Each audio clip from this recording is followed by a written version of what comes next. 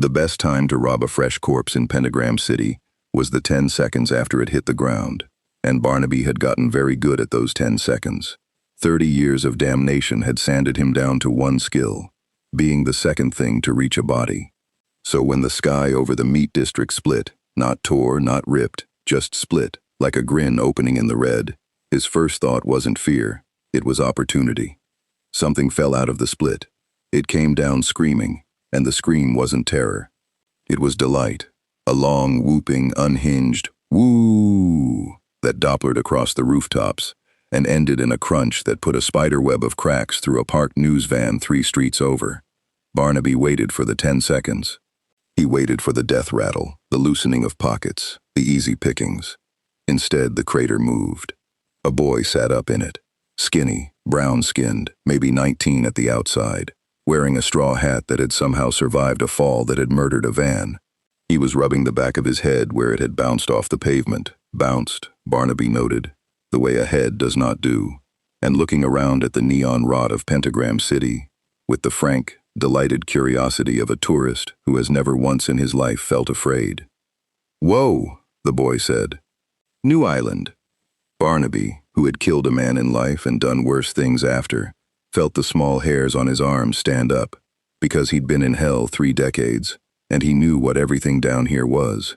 Sinners had the eyes, that faint reflective sheen, the mark of a soul that had failed its test.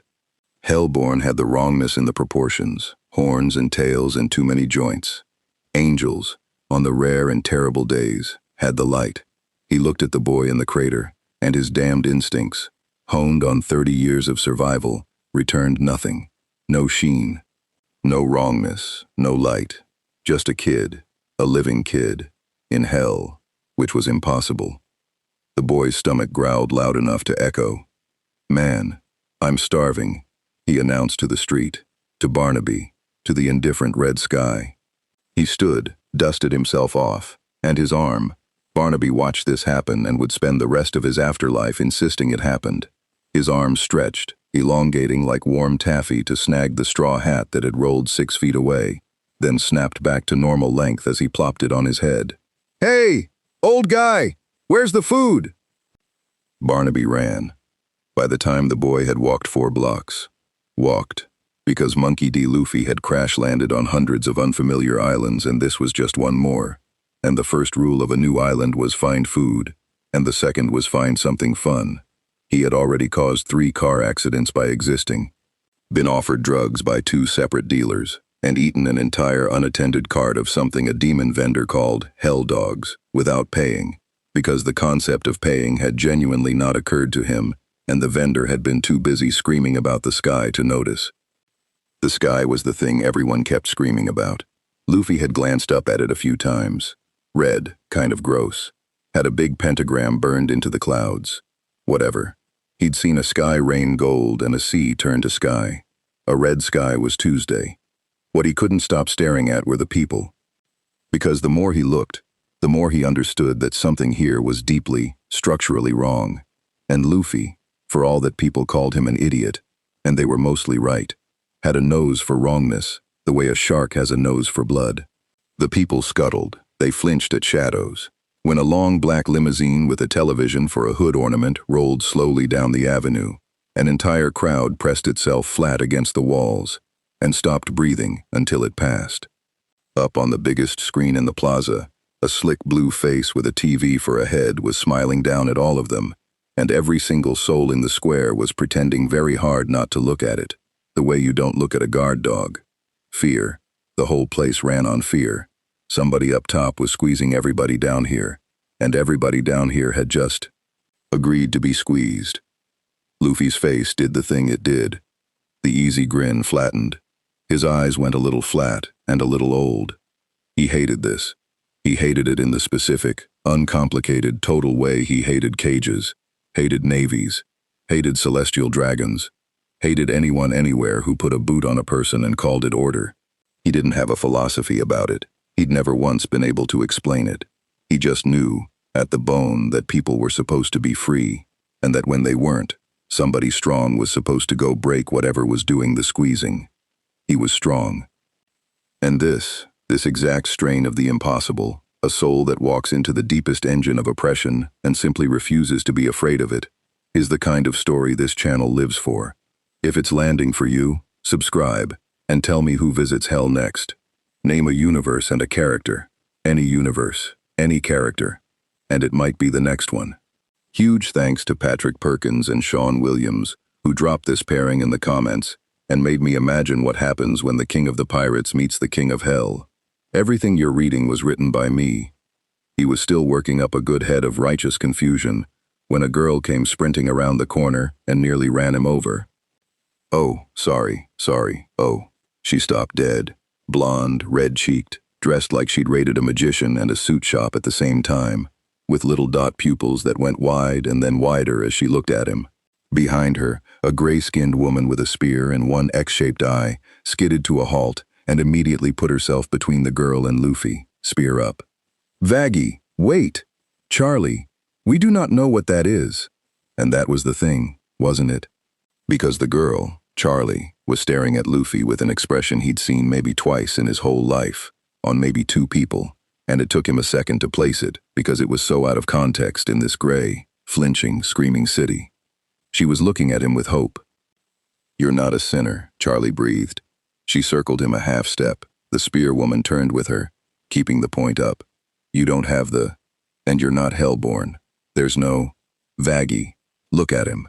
He's not..." Her voice climbed with each word. "Are you an angel? Did heaven send an angel? Early? Is this an early... I'm Luffy." He stuck out his hand. "I'm gonna be king of the pirates." A beat. "King of the what?" said Vaggie. "You got any meat? I'm starving. Also somebody squeezing all these people and I'm gonna beat them up, but food first." The two women exchanged a look. It was a very particular look. The look of people who have spent a long time in a place where nothing good ever knocks on the door, being confronted with something that does not fit any of their categories for bad. Charlie's face was doing something complicated and enormous. Because Charlie Morningstar had opened a hotel on the premise that anyone, could be better than hell said they were, and all of hell had laughed at her, and the man on the biggest screen in the plaza laughed at her most of all, and her own father wouldn't return her calls, and every day the extermination clock ticked down and she had nothing, no proof, no redeemed soul, no evidence at all that the universe was as kind as she needed it to be. And here was a boy who had fallen out of the sky with no sin on him, no damnation in his eyes, announcing to a city that oppressed its people that he was going to beat up whoever was doing the oppressing, because it was wrong, because that was all the reason he needed. "What did you say your name was?" she asked, very quietly. "Luffy." "Luffy." She said it like she was tasting it. "Do you... okay, this is going to sound weird, but do you have somewhere to stay?" "Nope." "Would you like to?" Charlie clasped her hands. Vaggie made a strangled noise. "I run a hotel. It's kind of a special hotel. We help people be... okay, it's complicated, but there's a room, and there's food. We have food." "Food? Food?" Luffy's whole face reorganized itself around the word. "I like your hotel already." "Charlie," Vaggie said, low and urgent. "We have no idea what he is. A living human in hell is not a thing that happens. That is not a thing that has ever happened." "I know. That should scare you." "I know," Charlie said, and she was smiling now, wide and wet-eyed and terrified and radiant. "But Vaggie, what if it's not supposed to scare me? What if this is the thing? What if this is the sign?" High above them, unnoticed, the enormous blue screen in the plaza had stopped smiling its automated smile. The pixels of Vox's grin had frozen, then subtly re-angled, a camera turning to track something new on the street below.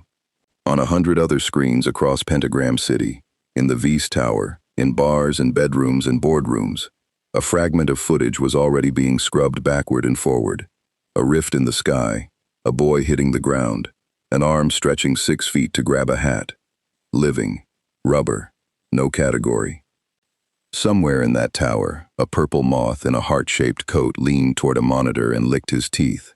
And somewhere else, in a hotel that everyone said was a joke, in a lobby where a deer-headed man with a permanent grin and a crackle of old radio static was about to find the newcomer extremely interesting, A door was being held open. "Come on," Charlie was practically vibrating. "It's this way. Oh my gosh. Wait till you meet everyone. We have a bar. We have... Angel's going to love you. Oh no.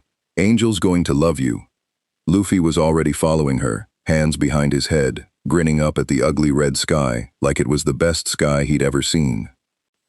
This island's great, he decided. He had absolutely no idea what an extermination was. He had no idea what a soul deal was, or an overlord, or an angelic blade, or that the first man himself would soon come down out of that sky with an army to find out what he was.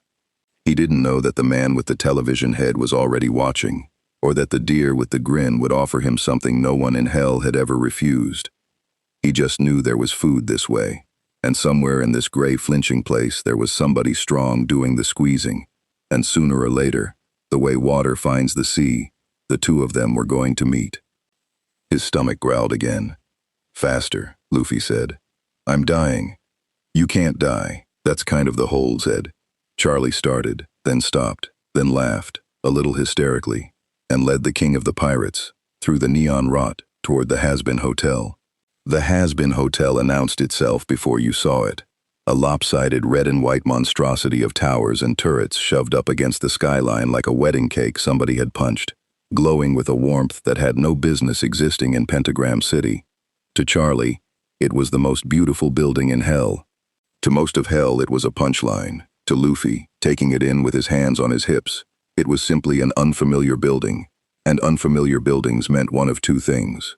"Is there food in there?" he said. "Or is it a fighting place?" "It's both." "Neither. It's a hotel," Charlie said, which explained nothing to a man who had never once paid for lodging. She pushed through the double doors, calling ahead. "Everyone! Everyone! We have a guest! A real guest! An actual... Okay, he's not exactly a guest. It's complicated, just be nice." The lobby smelled like cheap furniture polish and cheaper liquor. A cat-headed demon in a bartender's vest looked up from behind the bar with the bottomless disinterest of a creature who had been alive, dead, an overlord, and a barfly, roughly in that order, and had run out of things worth caring about somewhere in the middle. That was Husk. Beside him, a spider demon with 4 arms, a fluffy chest, and an outfit that left extremely little to the imagination, was draped over a bar stool, nursing something pink and lethal. That was Angel Dust, and Angel Dust took one look at Luffy and sat straight up. "Oh," Angel said. "Oh, toots. Where'd you find this one? He real?" We're not sure what he is, exactly. He's young, is what he is." Angel slid off the stool and prowled a slow circle around Luffy, all 4 hands finding somewhere flirtatious to gesture.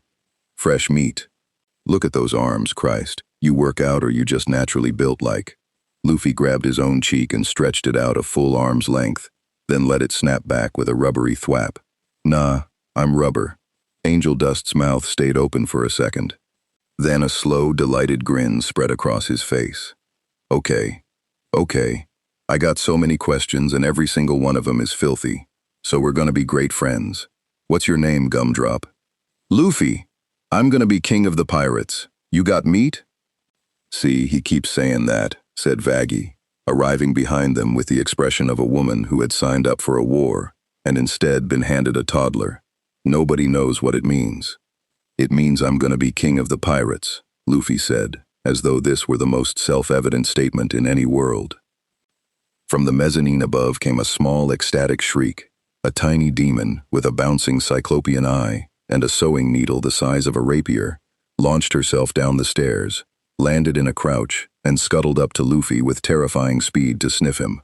New boy, you're not dead." "He's not dead, Angel. He's alive. He's got all his blood still." Nifty circled him twice, vibrating. "Are you bad? You look bad. Say you're bad." "I'm pretty good, actually," Luffy said. Nifty's face fell in genuine disappointment, then immediately brightened. "That's okay. Nobody's good here. You'll get bad soon." "Nifty," Charlie said.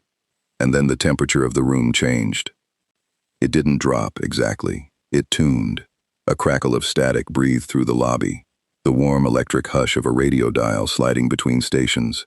and every shadow in the room leaned a few degrees toward one corner, as though a light had moved.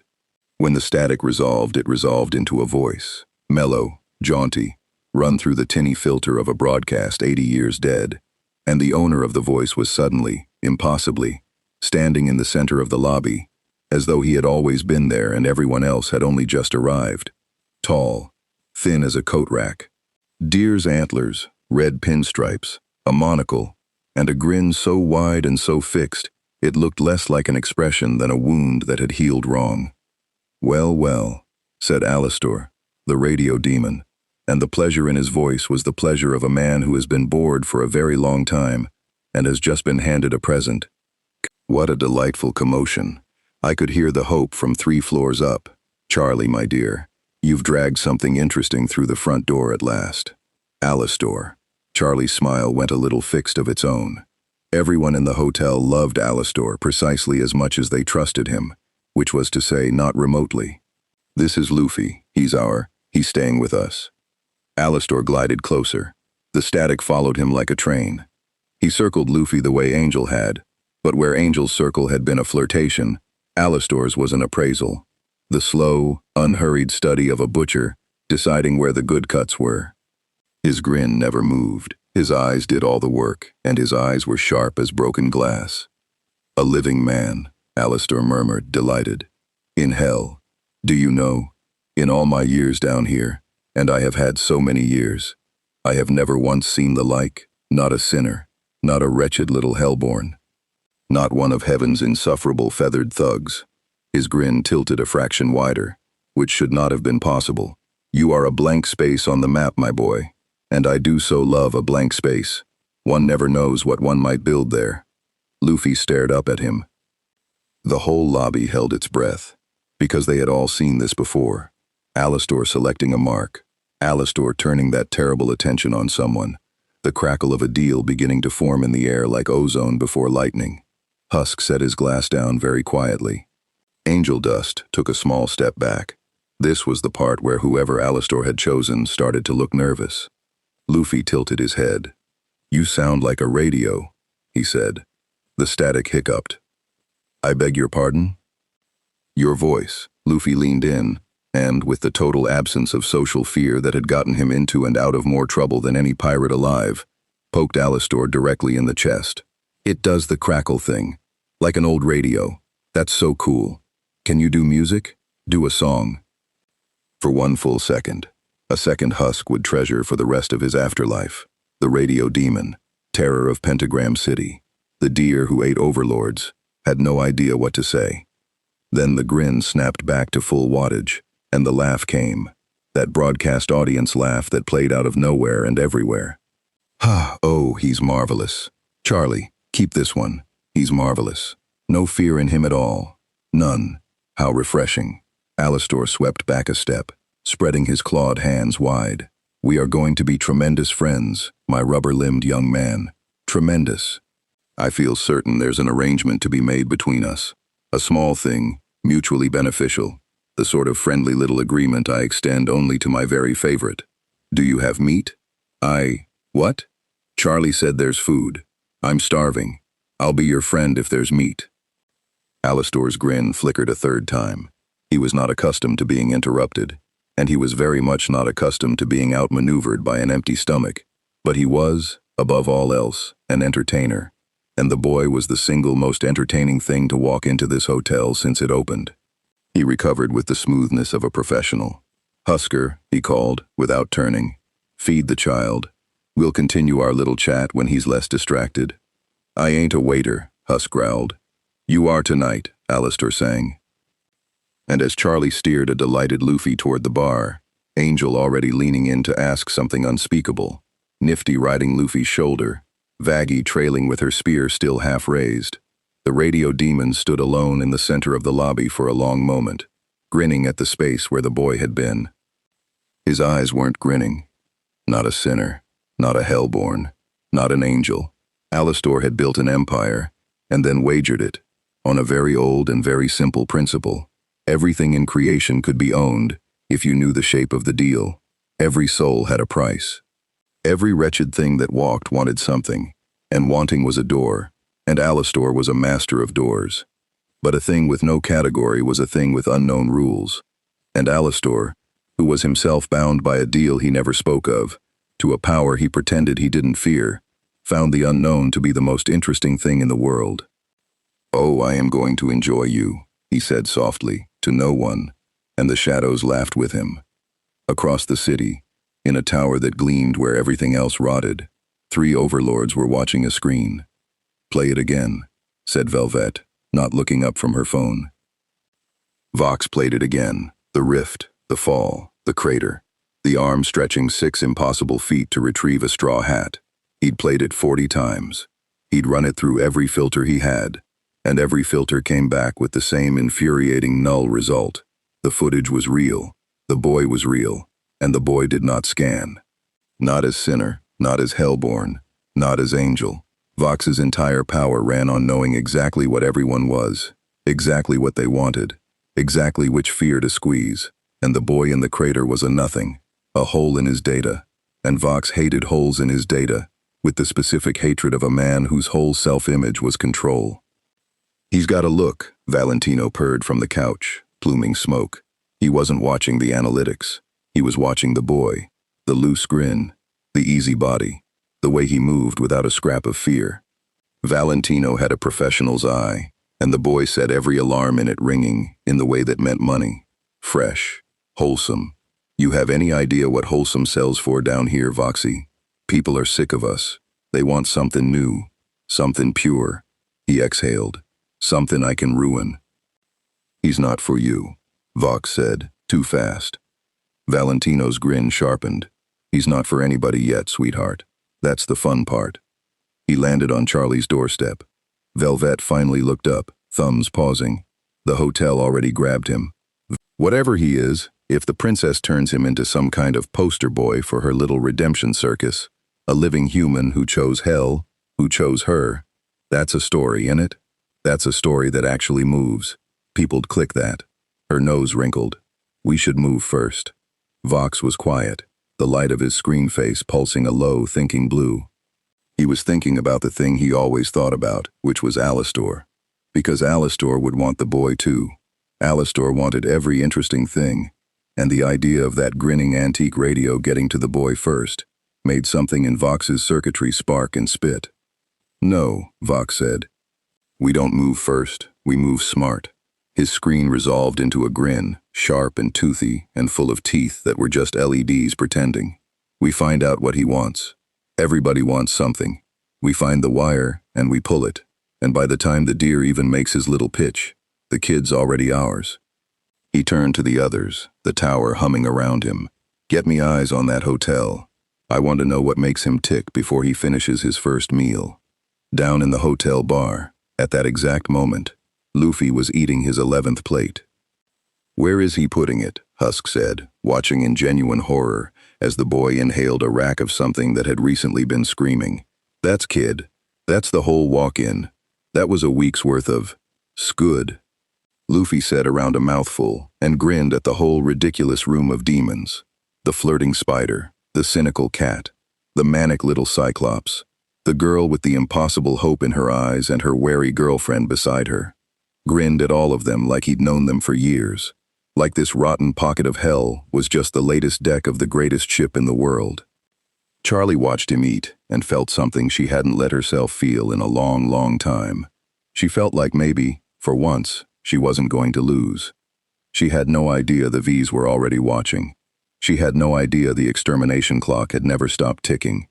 And she had no idea that the boy shoveling meat into his face at her bar had already, quietly, without telling anyone, decided that whatever was squeezing this city was going to answer to him before the week was out. "More?" Luffy said hopefully, holding up an empty plate. "There is no more," Husk said. "You ate hell." "Aw." Alastor let the boy sleep.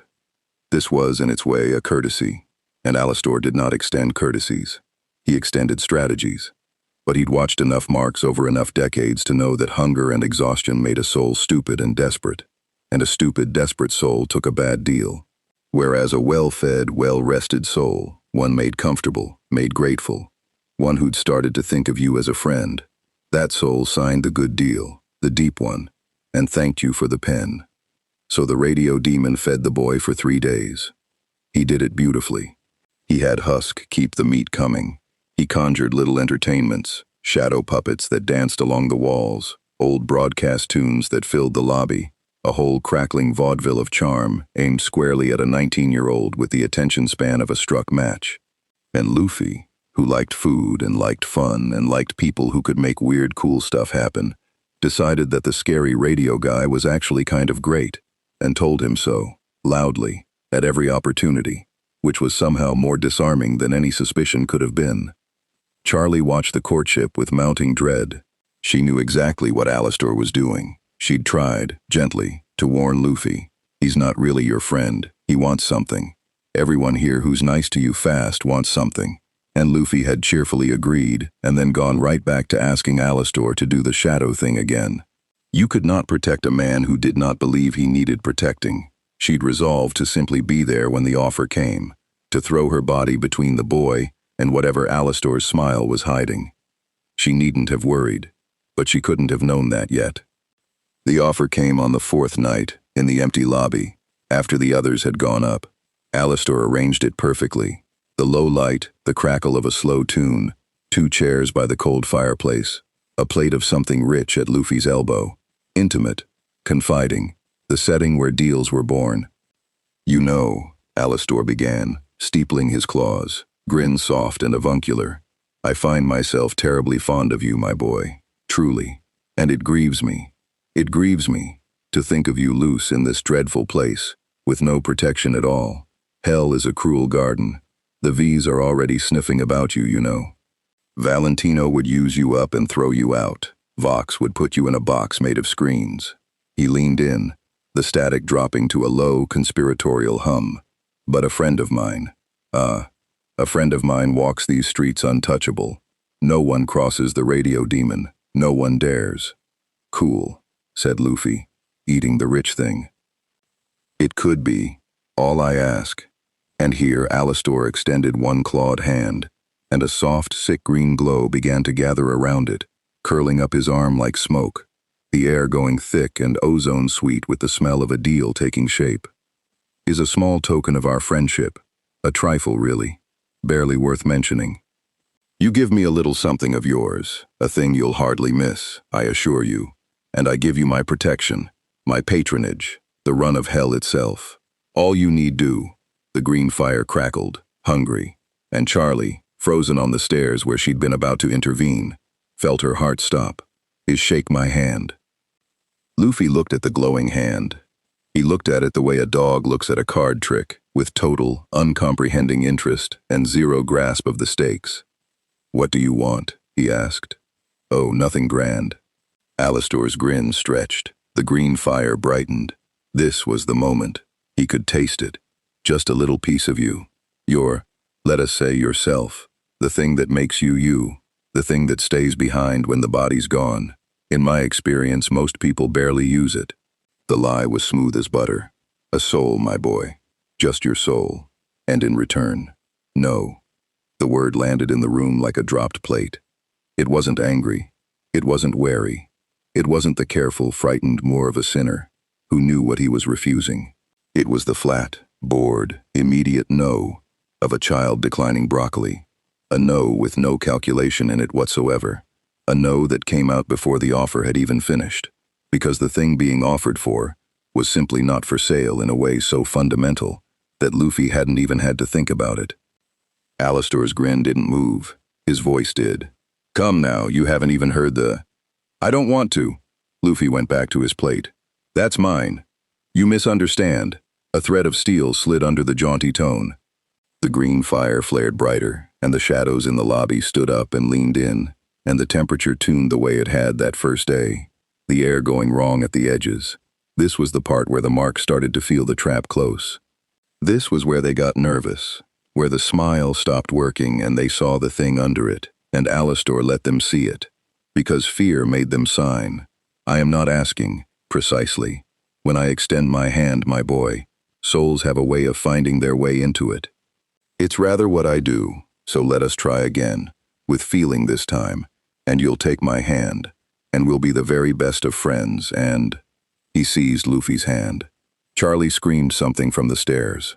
The green fire roared up the boy's arm, that binding hell magic that had swallowed 1,000 souls, the contract glow that no sinner had ever survived contact with, pouring into Luffy, reaching for the thing at the center of him to hook it and pull.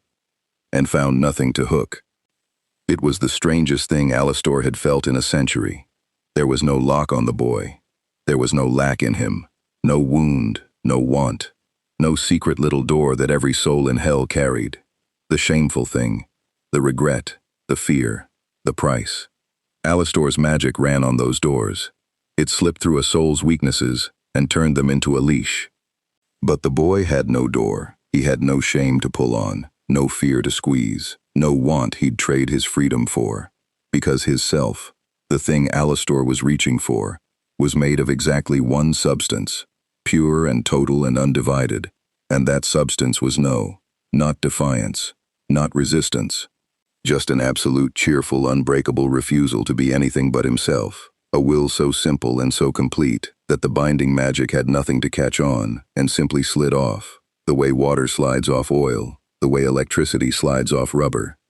The green fire guttered, sputtered, and then, because binding magic that finds no purchase has to go somewhere, it recoiled up Alastor's own arm.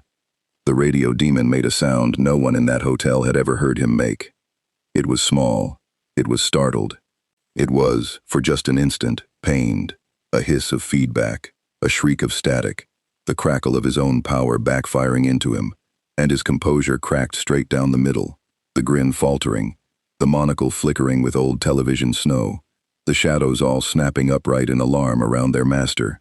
For one naked second the mask was off, and underneath it was something that looked almost like shock, because Alastor had not been surprised in a very, very long time, and he liked it even less than pain. He let go and stepped back, cradling his hand, the static around him spitting and settling. Luffy looked at his own hand, then at Alastor, then shrugged and picked his plate back up. "You okay? Your fire did a weird thing." "I'm fine," Alastor said, in a voice that was working very hard to be jaunty again, and not quite managing it. The grin reassembled itself piece by piece. But his eyes, his sharp, broken glass eyes, were fixed on the boy now with something entirely new in them, something that was not appetite and not amusement. It was wariness. Because Alastor had just learned something he would tell no one, ever, that this boy could not be owned. Not by him, not by the Vees, not by a contract or a curse or any leash hell knew how to make. And in a world where Alastor's entire power, his entire identity, rested on the certainty that everything had a price and every door could be opened, a thing with no door was not a prize. It was a threat. "Do the shadow puppets again?" Luffy said. Alastor stared at him for a long, long moment. Then the laugh came, genuine this time, startled out of him, a real bark of it under the canned broadcast track, and the shadows on the wall reluctantly formed themselves into a capering rabbit. "You," Alastor said, "are going to be a tremendous amount of trouble." "Thanks." Charlie came down the stairs on legs that didn't quite work. She'd seen the whole thing. She'd seen Alastor, reach out with the magic that had bound Husk, that had bound souls she'd wept over, the magic that was the reason half of hell flinched at his name. She'd braced to watch it swallow the boy, and instead she'd watched it fail. She'd watched the radio demon get burned by his own hand. She sat down slowly on the bottom step, and something enormous and dangerous and wonderful was uncurling in her chest. Because if Alastor couldn't own him, if the deals didn't work on him, then the boy was something hell had genuinely never had. Not a soul to be traded. Not a piece on the board. A free man. An actual literal free man, walking around in the one place in all creation, built entirely on the principle that no one was free, that everyone was owned, that you got what you deserved, and you deserved damnation, and you would burn for it forever, unless someone stronger let you off the hook. And he'd said no to the strongest hook in the room like it was nothing. What if, Charlie thought, the way she was always thinking, the thought that everyone laughed at, the thought her father wouldn't even pick up the phone to hear. What if the reason no one down here gets better is that no one down here believes they get to choose? What if the whole thing runs on people believing they're already lost? And what if somebody who just doesn't believe that? What if he walked through the middle of it? Hey! Luffy had wandered over, plate finally empty, and dropped down to sit on the step beside her, easy as anything. Up close, he was even younger than she'd thought, and there was a scar under his eye, and another one, a big ugly cross of a thing, showing at the collar of his shirt, and she wondered, not for the first time, what a living boy could have possibly survived to get scars like that. You looked scared. You okay? Charlie laughed wetly. I thought he was going to hurt you. Nah, Luffy grinned, tipping his hat back. People try that stuff all the time. Doesn't work. He said it without an ounce of pride, the way you'd report the weather. Then his face did the flat thing again, the old thing, and he looked out at the dark lobby and past it, at the city, at the red sky pressing down on all of it. Hey Charlie, that squeezing thing, the people out there all being scared. The grin was gone now, entirely. You said it's complicated. Uncomplicated. Who's doing it? Charlie's laugh died. Because there was no simple answer. There was Vox and Valentino and Velvet. There were the overlords. There was the whole rotten hierarchy of ownership that ran Pentagram City top to bottom.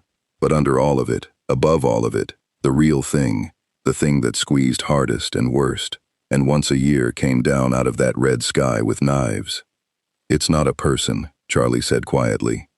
Not really. It's Luffy. There's a thing that happens here, once a year. It's called the extermination. She'd never said it out loud to someone who didn't already know, and saying it to a boy who was still living made it somehow more obscene. Heaven sends an army, angels, and they come down and they kill as many sinners as they can, as many as they can catch, because there are too many souls down here, and this is how they keep the number down. Every year, everyone hides.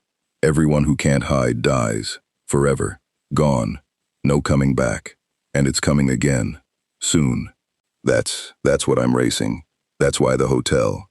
If I can prove people can be redeemed, can go up, then maybe they don't have to be slaughtered, maybe. She stopped, because Luffy had gone very, very still. Wait, he said. Say it again. The extermination? The part where somebody strong comes down from up there. Luffy pointed at the red sky through the window, at heaven beyond it, his voice flat and quiet and absolutely certain, and kills a bunch of people who can't fight back, because there's too many of them, to keep the number down. Yes. Luffy stood up. He wasn't grinning, he wasn't scowling. His face had gone to the place it went maybe twice a decade, the place from before the impossible things happened, and the scar under his eye stood out against skin gone very calm. When's it coming? He said. And Charlie Morningstar looked up at the free man standing in her lobby and understood that she had just pointed the most uncontainable thing in hell directly at the oldest cruelty in creation, and felt her heart start pounding with something that was terror and hope, so tangled together she couldn't tell them apart. Soon, she whispered. Good, said Luffy. The Vees moved on a Wednesday, which in hell meant nothing except that it was the day Velvet decided the story had ripened enough to pick. The play was elegant. Vox had spent 3 days getting eyes on the hotel, a hijacked traffic cam here, a bought-off sinner there, a drone the size of a fly that Nifty had eaten before it transmitted anything useful, which had annoyed him enormously. What footage he did get only deepened the itch. The boy laughed too easily, wanted too little. Every soul in hell had a wire you could pull, and Vox had built an empire on finding wires, and this one didn't seem to have one, which Vox refused to accept, because a person with no wire was a person who couldn't be controlled, and a person who couldn't be controlled was, to Vox, simply a person he hadn't figured out yet. So they'd do it in person, charm first. The Vees were, whatever else, magnetic. They'd pulled half of hell's talent into their orbit with nothing but glamour and the promise of being seen. They'd invite the boy to the tower, dazzle him, offer him the world, a channel, a following, fame, the kind of adoration that fed a soul better than food. And if charm didn't take, Vox always had the other thing, the screens, the hypnosis, the soft blue light that slid behind a person's eyes and turned the wire, if he could just find the wire, into a leash. They caught him on the street. Luffy had wandered out of the hotel because the hotel had run out of meat again, and Husk had told him, with feeling, to go find his own, and so the king of the pirates was ambling through Pentagram City looking for a food cart when a limousine with a television for a hood ornament pulled up alongside him, and the back door opened on a wave of expensive smoke. "There he is." Valentino leaned out, all 6 feet of pink menace, grin like a switchblade. "The man of the hour. Hell's little mystery. You got any idea how much noise you've made, sugar? Whole city's talking about you." Luffy peered into the limo. Vox sat within, screen face arranged into its most winning grin, hands spread welcomingly. Velvet lounged beside him, not looking up from her phone, but very much watching. "You're the TV guy," Luffy said, pointing at Vox. "From the big screen." "Vox." The Overlord's voice was smooth as poured glass. "And you're the talk of the town, my friend. Which means you're my kind of people. Get in. We're gonna change your afterlife." A pause, that LED grin flickering. "Or life. Whatever you've got. Point is, we've got plans for you." Now, a lesser man, a smarter man, a man who understood hell, would have felt the danger here. This was the Vees. This was 3 overlords in a car offering the world, and everyone in Pentagram City knew that when the Vees offered you the world, the fine print was written in your own blood. Luffy climbed in because there was a snack tray. "Oh, is this yours? Can I?" He was already eating it. "Thanks." Velvet's thumbs paused. Valentino's grin widened. Vox pressed the button that locked the doors, soft and silent, and the limo pulled smoothly back into traffic with the boy inside it. And up in the tower, Velvet had already started drafting the post. The pitch was, by the Vees' own high standards, a masterpiece. They took him up. The tower was the one gleaming thing in a city of wrought, glass and neon and screens on every surface, and they walked him through it, like impresarios showing a rube the promised land. Valentino draped an arm over him and painted the picture. Fame, adoration, more people screaming your name than you could count. Everyone in hell knowing exactly who Monkey D. Luffy was. Velvet showed him the numbers, the reach, the way a face could go from nothing to everything in a day, if the Vees decided to point their machine at it. Vox talked about power, real power, the kind that meant no one ever pushed you around again, the kind where you sat at the top and looked down. "You want people to stop being scared?" Vox said, because he'd finally caught something, finally found a wire. The boy kept coming back to the fear on the streets, kept asking about it. It clearly bothered him, and a thing that bothered a man was a thing you could pull. "That's cute. You know how you actually fix that. You don't fight the guys on top. You become the guy on top. You get big enough, loud enough, followed enough, and then you set the rules, and nobody's scared of anybody but you. That's the game, kid. I'm offering you a shortcut to the top of it. Partner up with us and you'll be one of the most powerful faces in hell inside a month." He'd said it well. He'd pulled the wire perfectly. Every soul Vox had ever recruited had lit up at exactly this. The promise of never being small again. Luffy chewed for a moment. Then he said, "So instead of one scary guy on top, it'd be me being the scary guy on top. Now you're getting it." "That's the same thing." Luffy said it without heat, genuinely puzzled that they didn't see it. "The people are still scared. You just changed who they're scared of." "That's dumb."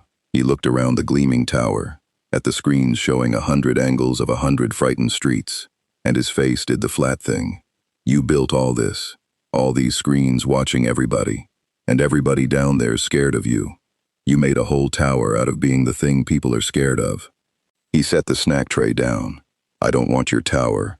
I don't want anybody scared of me. I want the scaring to stop." The room went quiet. Valentino's grin had gone brittle. Velvet had put her phone down entirely, which she never did. And Vox felt the wire he'd been so proud of pulling turn out to be attached to nothing, felt the whole careful architecture of the pitch come apart, and felt, rising under it, the specific hot spike of rage that came whenever the world refused to run on the rules he'd built his life around. "All right," Vox said, and the smoothness was gone. "We tried it nice." The screens changed. Every monitor in the room, every panel of the walls, every surface, snapped at once to Vox's face. 100 Voxes, 1,000, filling the world, and from all of them at once poured the light.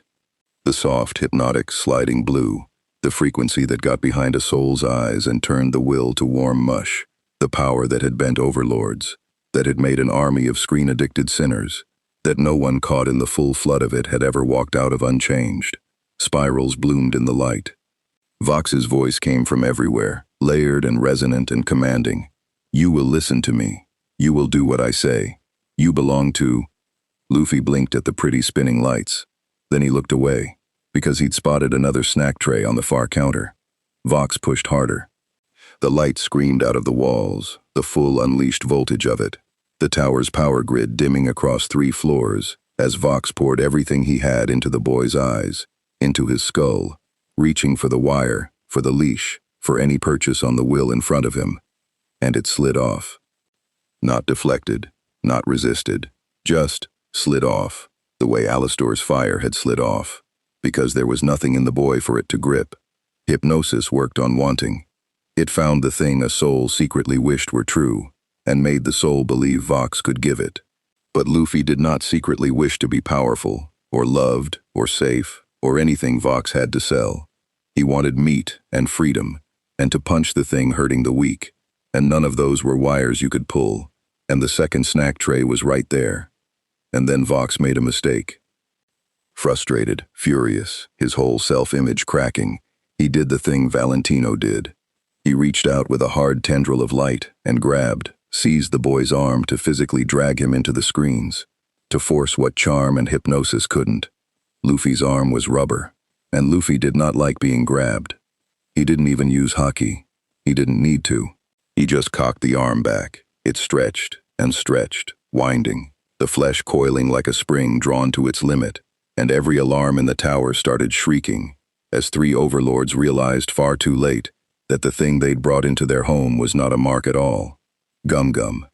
Vox's screen face had time to change from rage to genuine dawning alarm. Pistol. The arm snapped forward. The fist crossed the room faster than Vox's cameras could track and hit the central screen array. The main body. The great wall of monitors that was the closest thing the Vees had to a throne. And the sound it made was not a punch. It was a detonation. Glass and steel and circuitry blowing apart in a spray of sparks and shattered light. The entire wall of screens exploding inward. The tower's power grid crashing across 5 floors at once. Every monitor in the building dying black in the same instant. Vox's projected face guttered out. His actual body was flung backward through a support pillar, and the pillar lost. For a moment there was only darkness, and sparks, and the smell of burnt electronics, and the tinkle of a great deal of very expensive glass hitting the floor. Then, in the dark, Luffy's voice, mildly. Are you gonna keep grabbing me? 'Cause I'll do it again. Emergency lights flickered on, red and stuttering. Valentino was pressed flat against the far wall, smoke forgotten, grin entirely gone. Velvet had backed into a corner, phone raised, not to fight, but to film. Because some instinct deeper than fear had already understood that whatever this was, it was the biggest thing that had ever happened in this tower, and it was going to break the whole city's internet. Vox lay in the ruin of a support pillar, his screen face a spiderweb of cracks, flickering, his voltage sputtering uselessly. He'd hit the boy with everything: charm, fame, power, hypnosis, and finally raw force. Every leash hell had. And the boy was standing in the wreckage of Vox's throne room, unmarked, unbothered, looking for the exit. Your snacks were good, Luffy offered, on his way out. The controlling people thing sucks, though. Stop doing that. He paused at the shattered doorway and looked back, and just for a second, the easy tone dropped, and something ancient and immovable looked out of a 19-year-old's eyes. The people down there, stop squeezing them. I'm asking nice. I only ask nice once. Then he was gone, ambling back toward the elevators, presumably to find the food cart he'd been looking for in the first place. Velvet lowered her phone.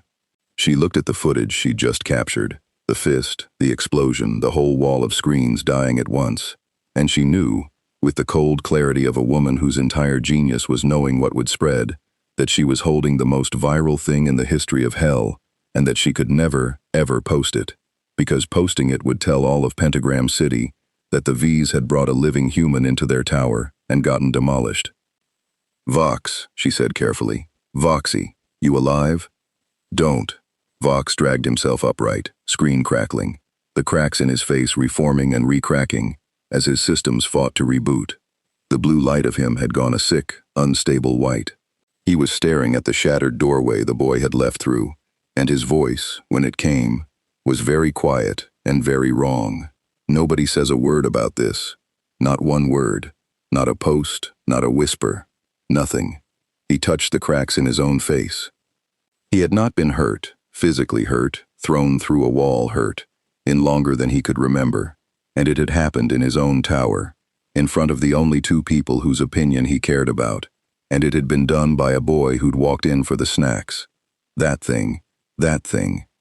It doesn't scan. It can't be bought, it can't be bent, it can't be scared. It can't be owned, Velvet said quietly, and the three of them sat in the dark wreckage of their power with the same cold understanding settling over all of them at once. Everything in hell could be owned. That was the rule. That was the whole rotten machine, top to bottom, heaven to the gutter. Everyone owned somebody. Everyone was owned by somebody. The extermination itself was just heaven owning the number. Ownership was the physics of the place. And the boy broke the physics. "Charlie's got him," Valentino said hollowly, lighting a shaking cigarette. "The princess has got him. You realize what that means, right? Her whole thing, her whole stupid hotel, her whole redemption pitch. It's always been a joke, because nobody believes you can choose anything down here. Nobody believes you can be free, and now she's got a walking, talking, punching proof that you can just," he gestured at the ruin, "say no. To all of it. To us." He took a long drag. "That's not a boy, Vox. That's an idea, and you just tried to hit an idea with a screen." Vox said nothing. Up on the one screen that still worked, cracked and flickering, the tower's last camera caught the boy stepping out onto the street far below, and caught, too, the way a knot of frightened sinners scattered from his path out of reflex, expecting a monster, and the way he crouched down instead to say something to a shaking damned soul cowering in a doorway, and the way that soul, after a moment, stopped shaking. Vox watched a sinner unflinch, and for the first time in his long, controlling, screen-lit afterlife, Vox felt something he had spent centuries making sure he would never feel again. He felt small. Word travels fast in a city built on fear, and it travels fastest of all when it carries the one thing fear can't survive, a story of someone who wasn't afraid. Nobody posted the tower footage. The Vees saw to that. But you can't unring a bell in a place where every soul is a gossip and every wall has 100 ears. And by the end of the week, Pentagram City had a rumor. It grew the way rumors grow, mutating with each mouth. A boy who fell from the sky. A boy who couldn't be hexed. A boy who'd walked into the Vees Tower and walked back out while the lights went dark across 5 floors. Half the city thought it was a lie. The other half wanted it to be true so badly they started telling it as truth. And in doorways and alleys and the backs of dive bars, sinners who had spent their entire damnation with their heads down began, very cautiously, to lift them. Luffy, for his part, was not managing a rumor. He was walking the city. He did it the way he did everything, without a plan, because Luffy had never had a plan in his life, only a direction. And the direction was down, into the parts of Pentagram City the tower's cameras didn't bother with, the low places, the gutters, the ruins at the edges where the sinners lived who had nothing worth owning, and so had never been offered a deal, never been recruited, never mattered to anyone with power. The overpopulation heaven culled every year. The number. He met them. That was all he did, really. He met them. He met an old sinner named Barnaby, the same Barnaby who'd watched him fall, and who had spent the days since insisting the story was true to anyone who'd listen, and getting laughed at for it, and let the man buy him a drink he couldn't finish paying for, and listen to 30 years of a small, sad afterlife the way Luffy listened to everyone, with total, uncomplicated attention, like the man across from him was the most interesting person alive. He met a knot of low sinners squatting in a collapsed cathedral, and ate their thin stew, and didn't once make them feel like they'd given him something poor. He met the ones who hid, the ones who, when he asked where they'd go when the extermination came, went gray and quiet and told him, nowhere. There was nowhere. You hid and you hoped, and the angels found who they found. And the more he met them, the flatter his face got, and the quieter he got, and the more Charlie, who had taken to trailing him through these walks, half chaperone, half something she couldn't name, began to understand that she had lit a fuse and could not see the length of it. "You keep asking everyone about the extermination," she said, one gray afternoon, as they walked back through the ruins. "The exact same questions. Where they hide, how many angels, how long it lasts." She looked at him sidelong. "You're not asking because you're scared. You're asking because you're planning something." "I'm gonna stop it," Luffy said. He said it the way he'd said no to Alastor, not a boast, not a hope, a fact he'd already decided, as settled in him as his own name. Charlie stopped walking. "Luffy," she caught his sleeve. "You can't. I mean, I don't say that to be cruel. I say it because it's heaven. It's an army. It's led by Adam, the first man, the actual first human God ever made. And he's Luffy. He's not a bully in a tower. He's not Vox. He's something else. They come by the hundreds. They have weapons that can kill anything down here, permanently, gone forever. Even overlords. Even you don't know that you're not." Her voice cracked. "You survived a soul deal, and you survived Vox, because they were trying to own you, and you can't be owned. But Adam won't try to own you, he'll just try to kill you. And I don't know, I genuinely don't know, if you can die down here, and I'm not willing to find out by watching." Luffy considered this. "Okay," he said, "but the killing thing. The angels killing people who can't fight back, every year, to keep the number down." He turned to face her fully, and there was no grin anywhere on him now. "You want to stop it too. That's your whole thing. The hotel. You've been trying to stop it for how long?" "Years. How's it going?" Charlie flinched. Because that was the wound, wasn't it? The thing that kept her up. The thing her father wouldn't pick up the phone to hear. Not one soul. Years of hope and effort and getting laughed at. And not one soul redeemed, not one proof. And the clock still ticking, and the number still there to be culled. "You're doing it the nice way," Luffy said. And it wasn't an accusation. It was almost gentle. "Trying to prove people are worth saving, so the angels will agree not to kill them. Asking permission. Trying to change their minds." He shook his head slowly. "But they're not going to change their minds, Charlie. Guys who come down every year to kill people who can't fight back. You can't convince those guys." "I know those guys. I've met 100 of those guys." The scar under his eye caught the gray light. "You don't convince them. You just have to be stronger than them, and get in the way, and make them stop." "That's not..." Charlie's hands were shaking. "That's not how I want to do it. Violence just makes more. If we fight them, we prove hell is exactly what they say it is. We prove sinners are monsters who..." "You're not a monster for standing in front of somebody who's getting hurt." Luffy said it flatly. Absolutely. The one piece of moral philosophy he had ever needed, or would ever need. The monster's the guy doing the hurting. Standing in the way's just the right thing.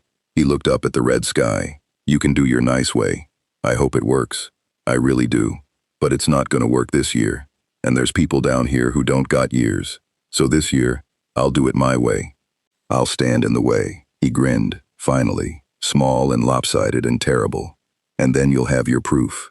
'Cause once everybody sees the angels can be stopped, that they're not a rule of the universe. They're just guys. And guys can be beaten. Nobody down here's ever gonna be as scared again. And scared people don't get better. You said that yourself. So maybe the fastest way to your nice hotel full of people getting better," he shrugged, "is somebody punching the sky first." Charlie stared at him. She'd built her whole life on the belief that the answer to hell's cruelty was gentleness. That you met the machine of violence with hope and patience, and the radical proposition that people were worth more than their worst day. She still believed it. She would always believe it. And a part of her recoiled from what the boy was saying, from the fists, from the war of it. But another part of her, the part that had watched Alastor's magic slide off him, the part that had heard a whole tower go dark, the part that had walked these ruins beside him and watched frightened souls unflinch when he crouched down to talk to them, that part of her was thinking a thought she'd never let herself think, because it was too big and too dangerous, and it broke her own rules. What if both are true? What if you need the hope and the fists? What if I've been trying to prove people are worth saving to the very people holding the knives, and the thing that actually frees a soul isn't my permission slip from heaven, it's watching someone show them heaven can be told no? Serpentius, she said suddenly. Who? One of my guests. He's ridiculous, and he's a mess, and he's actually trying to be better. He's the closest thing I have to. She swallowed. If the extermination comes and Pentius dies, then he's the first one who ever really tried, Luffy.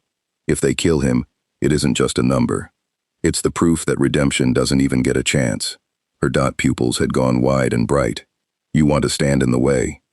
Okay, but there are people in that hotel who are worth standing in the way for, specifically. Not just as a number. There's Angel, there's Husk, there's Pentius, there's... Yeah. Luffy's grin widened. Now you get it. That's what I've been saying. He threw an arm around her shoulders, easy and warm, the way he did with people he'd decided were crew. You take care of the getting better part. That's your thing. You're good at it. I'll take care of the nobody dies part. That's my thing. We split it up. He said it like it was the simplest arrangement in the world, like they were divvying up chores. Deal?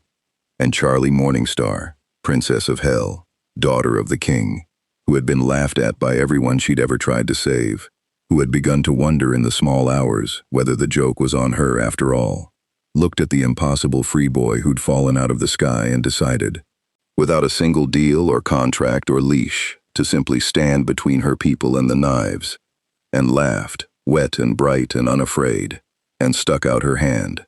Deal, she said, but no dying. No promises. Luffy shook it, but probably no dying. Neither of them saw the shadow on the wall behind them lengthen, listen, and slip away. Alastor's, carrying every word back to its master, who was beginning to realize that the blank space on his map was about to do something to hell that no overlord, no V, no deal-maker in all of history had ever managed. He was going to make the sinners hope. And Alastor, who fed on the entertainment of a hell that never changed, who liked the game exactly as it was, found that he did not know yet whether he wanted to help the boy or destroy him, and that not knowing was, itself, the most interesting feeling he'd had in 50 years. Far above the red sky, in a white city that never flinched, something had begun to take notice. It started small, a discrepancy in the census. Heaven kept meticulous count of hell's population. You had to know how many to cull, and the count had a wrongness in it now, an anomaly the Seraphim's instruments couldn't parse. A soul that wasn't a soul, a reading that came back living from a place where nothing living had ever been. The instruments flagged it, and the flag climbed the chain, and eventually it reached a desk it should never have reached, in a war room hung with the banners of an army that had never once come home short of its quota. Adam put his sandaled feet up on the desk, tossed a golden apple, caught it, and squinted at the anomaly report with the profound irritation of a man being asked to do his job. The hell's a living reading, he said. Down there. That's not a thing. Loot.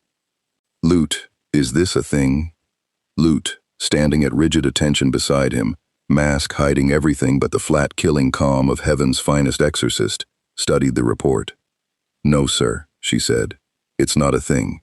Right. It's not a thing. Adam tossed the apple, caught it, so either the instruments are broke or...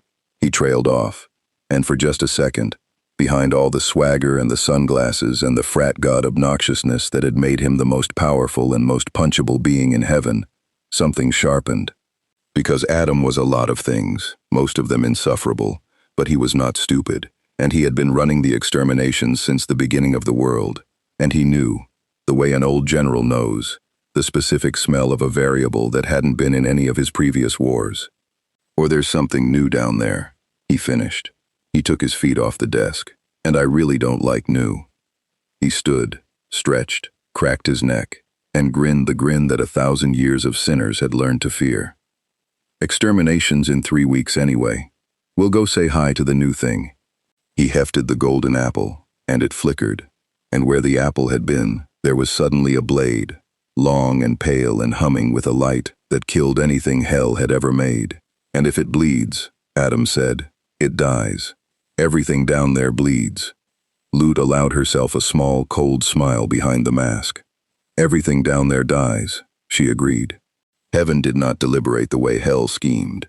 Hell schemed in shadows and back rooms, in deals whispered over cheap liquor.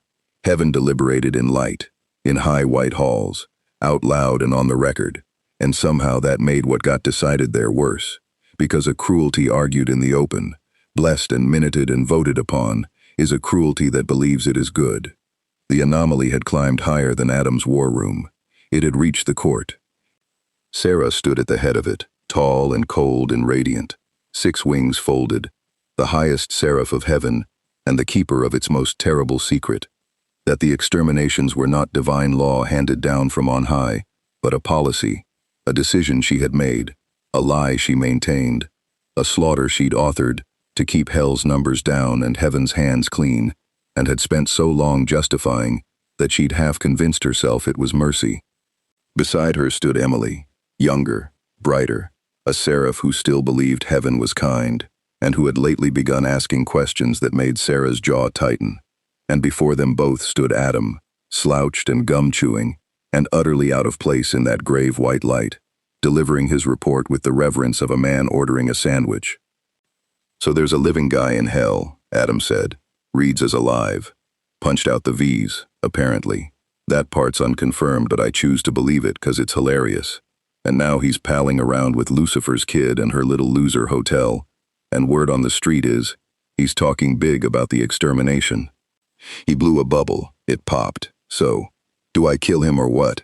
'Cause I gotta prep the boys either way. We're on the clock." "You cannot kill him," Emily said, before Sarah could speak, and her voice rang through the hall. "Adam, if he's living, if he's a mortal, an actual mortal soul still in a body, then he hasn't been judged. He hasn't died. He hasn't sinned his way to damnation. He's just there. By what right do we execute a living man who hasn't even faced judgment? That's not extermination. That's not culling. That's murder." "It's all murder, sweetheart," Adam said. "You're just now noticing?" The hall went very still. Sarah's wings tightened, because that was the thing that could never be said out loud in this hall. The thing Adam in his idiocy had said anyway. The raw fact under the policy, and the light and the careful language. It was all murder. The exterminations had always been murder. They dressed it in necessity and overpopulation and divine order.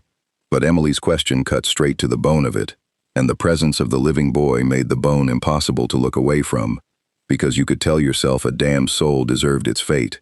But a living man, unjudged, standing in hell by no fault of his own? Killing him had no dress to wear. It was just the knife. "Adam," Sarah's voice was ice. "You will not engage the anomaly directly. Come on. You will proceed with the extermination as scheduled. The quota stands. The overpopulation is real, and the policy remains." Each word was a door closing. But the living one is a complication, not a target. We do not know what he is. We do not know what killing him would mean, whether it would even be possible, whether it would draw the eye of powers above even this court, whether, she did not say whether Lucifer would take it as an act of war, but it hung in the air. Everyone remembered that Lucifer had killed Adam's predecessor plans dead the moment they touched his daughter, whether it is wise. "You will conduct the culling. You will avoid the living one. And if he interferes, then I get to kill him. Then you will do what is necessary to complete the mission," Sarah said. "And no more. This is not a hunt, Adam. This is a census correction. It always has been." She said the obscene euphemism without a flicker, because she'd been saying it for so long that it no longer tasted like anything at all. Emily was staring at her. "Census correction," she repeated softly. "Sarah, do you hear yourself?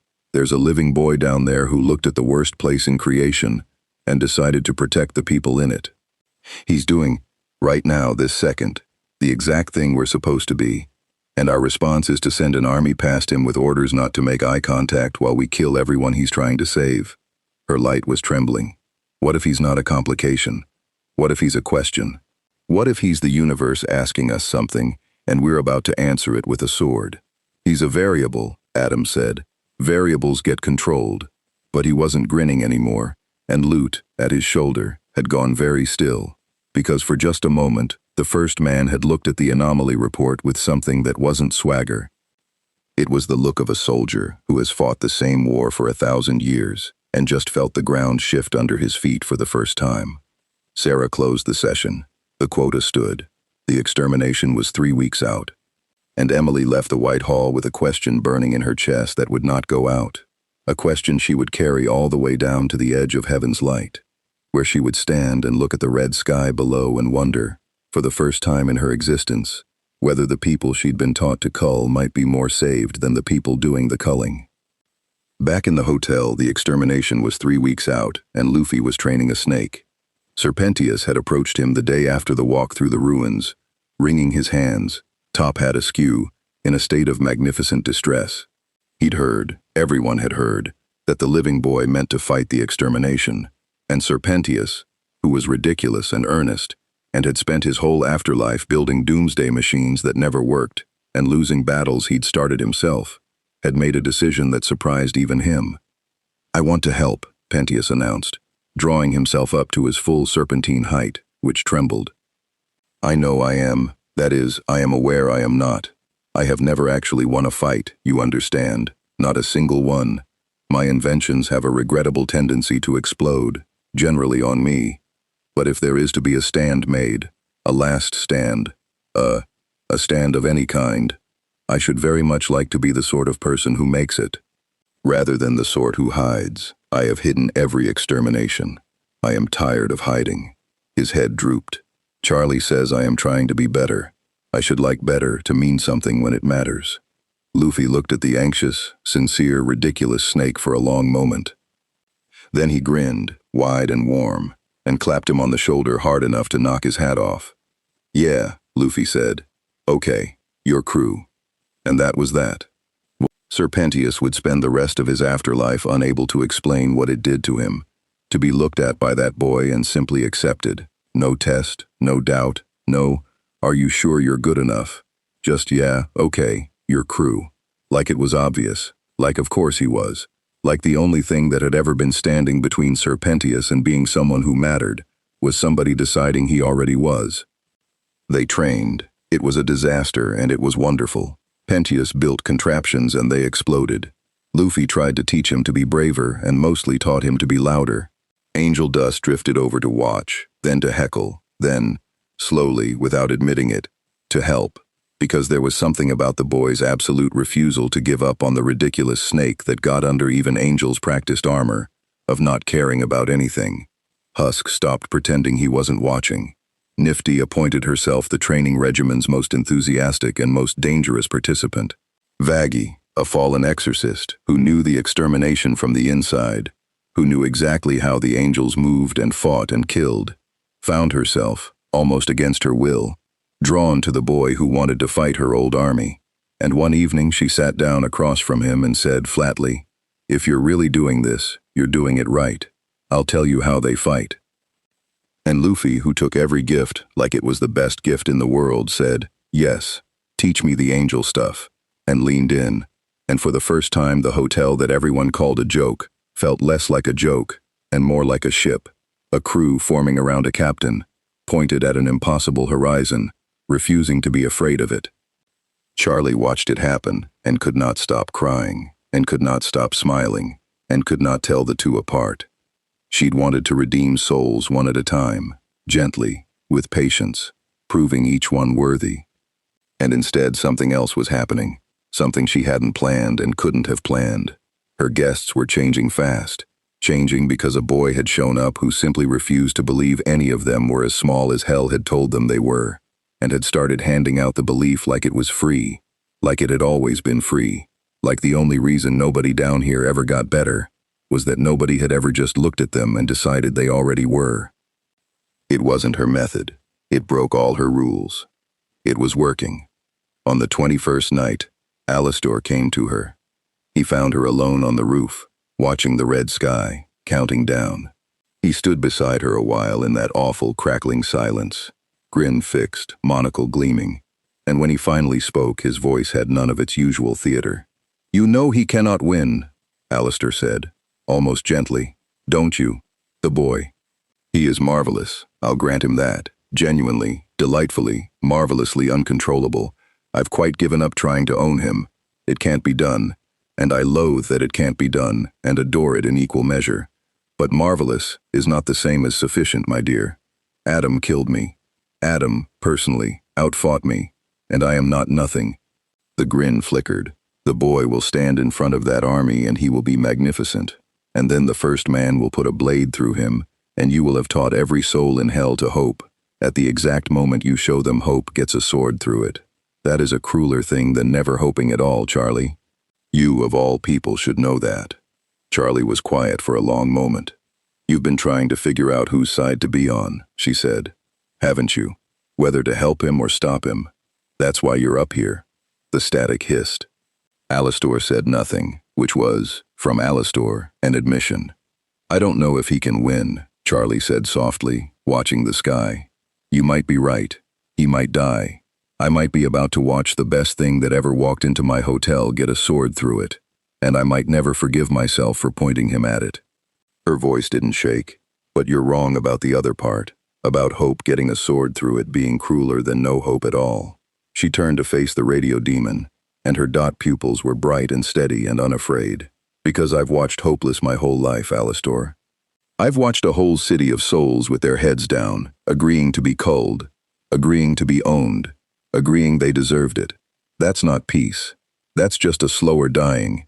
And in 3 weeks, whatever happens, every soul down here is going to have seen something. They're going to have seen somebody stand in front of the knives. And even if he falls, her voice caught, just once, then steadied, they'll know it can be done. That the sky can be told no. And you can't unknow that. You can kill the boy who taught it, but you can't kill the lesson. She smiled, wet and fierce. That's the thing about hope you never understood, Alastor. You think it's fragile. You think a sword ends it. She looked back up at the red. It's the one thing down here that a sword makes stronger. For a long moment the radio demon looked at the Princess of Hell. Then he laughed, softly, privately, with something in it that might, in a being capable of it, have been the ghost of respect. And the shadows on the roof capered, and he faded into the static, and was gone. And he still, had not said whose side he was on. But that night, in the deep dark of hell, a shadow slipped through Pentagram City and out to the low places, the ruins, the gutters where the number lived. And where it passed, a whisper passed with it, a rumor seeded on purpose by a creature who had decided, at last, that a hell where the boy stood against the sky would be far more entertaining than a hell where he stood alone. There's going to be a place to run. When the sky opens, there's going to be somewhere safe. Get to the hotel. And the sinners, who had nowhere to run every year, began, very quietly, to hope. The sky didn't tear, it opened. That was the thing the survivors would always struggle to describe, the ones who lived to describe anything. That the extermination didn't come like a storm breaking, violent and sudden. It came like a lid being lifted. The red sky over Pentagram City brightened at its seams. The pentagram burned white, and then the whole vault of it simply parted, peeling back to show the cold, clean light of heaven above. And down through that wound in the sky came the angels. They came in a flood. Hundreds of them, halo-masked, winged, each one carrying a blade or a spear or a hooked pole that gleamed with the pale killing light of angelic steel. The one thing in all of hell that killed for good, that unmade a soul past any resurrection, that turned the eternal punishment of damnation into a mercy by comparison, because at least the damned went on. The exorcists did not offer going on. The exorcists offered ending. Every other year, the city met them with screaming and scattering, and the desperate arithmetic of who could hide fastest. Every other year, Pentagram City was a slaughterhouse with the doors locked from outside. This year, the streets below the opening sky were strange, because the number was moving. All through the night before, all through the gray hours, the low sinners of the ruins and the gutters, the ones nobody deals with, the ones nobody films, the overpopulation itself, had been moving through the back alleys and the collapsed tunnels toward a single lopsided red and white building that everyone had always called a joke. A rumor had told them there'd be somewhere to run. Most of them hadn't believed it. Most of them had come anyway, because maybe was more than they'd ever had before, and a soul will crawl a long way toward maybe. And so as the sky opened and the angels poured down expecting the usual harvest, the usual thousands caught in the open, they found the streets half empty, and a great frightened crowd of sinners packed behind the walls and barricades of the Hazbin hotel, and standing alone in the wide plaza before it, between the descending army and the crowd, in a straw hat, one boy. Lute saw him first from the air and keyed her comm. Contact, the anomaly, center of the plaza, blocking the hotel, just standing there. Alone? Adam's voice crackled back, delighted. Alone, sir. Oh, this is going to be great. Luffy watched the angels come down. There were so many of them. They blotted the light of the open sky, a ceiling of wings and steel, and every one of them was a killer, and behind him were thousands of people who couldn't fight, and this was, he reflected, roughly the odds he preferred. He cracked his neck, he rolled his shoulders, and as the first wave of exorcists dove for the crowd behind him, blades out, that terrible efficient killing formation that had never once been broken, Luffy's arms began to stretch. He didn't aim for a single angel, he aimed for the sky. Both arms wound back, coiling, twisting, the flesh drawing out into two enormous taut cables, and observation haki bloomed across his senses so that the entire descending army lit up in his mind at once. Every trajectory, every dive, the whole lethal geometry of the assault laid bare a half-second before it happened. He saw where they'd be, and he put his fists there. Gum-gum. The arms drew to their absolute limit, the plaza stones cracking under his planted feet. Gatling. The arms snapped forward and did not stop. What happened next, the exorcists had no framework for. There was no single punch. There was a storm of them, both fists blurring into dozens, then hundreds, a rubber barrage that filled the air above the plaza, each impact catching an angel out of its dive and hurling it back up through the opening it had come from. The first wave, that unbroken killing formation, simply came apart, exorcists spinning away in every direction, blades knocked from hands, wings fouled, the whole flood scattered and flung skyward like Luffy was batting a swarm of hornets out of the air with two enormous invisible bats. The sound was a continuous rolling thunder, wham, wham, wham, wham, with no gap between the whams, and it went on, and the crowd behind the barricades stopped screaming and started staring, because in the entire history of the extermination, no sinner had ever knocked a single angel back into the sky, and this boy was knocking them back by the dozen. What? Adam said from above, watching his first wave get deleted. What is Lute? What is he? The armament came next. Because rubber punches would scatter the angels, would knock them tumbling, but the exorcists were tough, and they'd just come back, and Luffy had learned, from Barnaby, from the ruins, from 100 conversations with the number, that these things came back every single year, and this year he wanted them to remember. So he coated his fists. Armament haki bloomed black across his knuckles, the flesh going hard and dark and gleaming, and the quality of the barrage changed. Now when a fist caught an exorcist, it didn't knock them back. It broke them, cratered the halo mask, shattered the wing, sent them down instead of up, out of the fight for good. He was pulling his blows enough not to kill. Charlie's voice was in his head. No dying. Not even them if you can help it. And Luffy had shrugged and said, fine, I'll try. But not dying, and not being taken apart by an armored fist moving faster than sight, were very different mercies. The angels' second wave hesitated in the air. They had never hesitated before. Vaggie, watching from the barricade with her old army's blood turned to ice in her veins, understood exactly what she was seeing, and could barely breathe through it. The exorcists were an army that killed. They were not an army that had ever been hit back. The entire psychology of the extermination, the thing that made it work, was that it was a harvest, not a battle. The angels reaped, and the sinners died, and there was never any risk to the reapers. And now the reapers were being scattered and broken and flung back through their own doorway by a single figure in the plaza who hadn't taken a step, and a thing was happening in the ranks of heaven's finest that had never happened in the history of the world. Fear. They're scared, someone screamed from the barricades. Angel dust, up on the wall with his own weapons out, his voice cracking with something between terror and wild joy. Look at 'em, the angels are scared. And the crowd, the number, The thousands of souls who had spent every extermination of their afterlives hiding and dying and believing they deserved it. The crowd began to roar. It was the sound Charlie had been trying to make for years. It was the sound of hell hoping out loud. It rolled out from behind the barricades and up into the open sky, and the exorcists heard it, and faltered.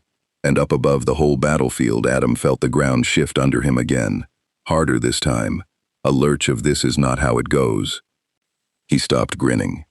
"Okay," Adam said, and dropped his slouch, and the swagger burned off him like fog, leaving something 1,000 years old and genuinely coldly dangerous underneath. He hefted his blade, the pale humming length of angelic steel that had killed the radio demon, that had ended things that thought they were unendable. "Okay, no more warm-up. Loot, hold the boys back. This one's mine." "Sir?" "Mine. Loot." And the first man folded his wings and dropped out of the sky like a falling star, straight down, blade first, aimed at the one boy in the plaza who had made his perfect army afraid, and Luffy, feeling him come through observation hockey, feeling the weight of him, the realness of him, so much heavier than the exorcists, a genuine threat at last. Luffy turned his face up to the falling god of the first men, and grinned. Because Luffy had spent this whole battle holding back, batting hornets, managing a crowd, being careful, being merciful, keeping the numbers safe. It had been work, not fun. But this thing dropping out of the sky with a blade that could actually kill him, this real fight, this strong enemy at the top of the whole rotten murdering system, the guy doing the squeezing. This was what Luffy had come to hell for. Finally, he breathed. The two of them met in the center of the plaza, with a sound like the sky slamming shut, angelic steel against an armament black fist, and the shockwave of it blew out every window for 6 blocks, and flattened the front barricade, and knocked the roaring crowd off its feet, and the extermination, the harvest that had never once been a battle, became, for the first time in the history of heaven and hell, a war. The first exchange told Luffy everything. The steel came for his throat, and he leaned back, rubber spine bending impossibly, the blade whispering past where his neck had been, and he snapped a gum-gum pistol into Adam's ribs, armament black, a punch that had cratered exorcists. Adam took it, wings flaring to shed the force, and grunted, and grinned, and was already swinging the backstroke, and Luffy had to throw himself sideways, as the pale edge carved a smoking trench through the plaza stone where he'd stood. Fast, strong, and that blade. Because the blade was the problem, and Luffy understood the shape of it in the first 3 seconds the way he understood every fight in his body, before he understood it in his head. He was rubber. Blunt force slid off him, electricity slid off him, 100 things that should have killed him just didn't. But a sharp edge cut rubber same as anything, and this edge was worse than sharp.